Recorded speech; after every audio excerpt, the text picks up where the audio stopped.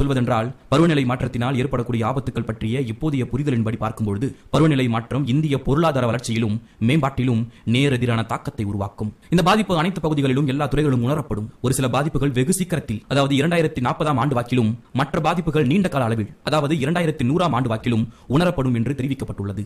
வெள்ள அபாயம், அதனோடு தொடர்புடைய இழப்புகள் ஆகியவற்றால் மிகுந்த ஆபத்தில் இருக்கும் முதல் 20 நாடுகளில் இந்தியாவும் உள்ளது. கடல் நீர்மட்ட உயர்வினால் 2050 ஆண்டில் மும்பையிலும் கொல்கத்தாவிலும் உயிர்களும் உடைமைகளும் பெரும் பாதிப்புகள் நேரிடும். வெப்ப தாக்குதலால் தொழிலாளர்களின் உற்பத்தி திறன் பாதிப்பிற்குள்ளாகும். திறந்த வெளிகளில் அதிக நேரம் இருந்து பணிபுரியக்கூடிய வேளாண்மை, கட்டுமான தொழிலாளர்களை இந்த பாதிப்பு அதிகமாக எட்டும். கடற்கரை, மலையக பகுதி, சுற்றுலா போன்றவற்றில் பொருளாதார பாதிப்புகளும், மலேரியா, வயிற்றுப்போக்கு போன்ற நோய்களால் சுகாதார பாதிப்புகளும் உருவாகி பொருளாதார பாதிப்புகளுக்கு வழிகோலும். பருவநிலை மாற்றத்தோடு தொடர்புடைய பொருளாதார மதிப்பினை 2 வழிகளில் கவனிக்க வேண்டியிருக்கிறது.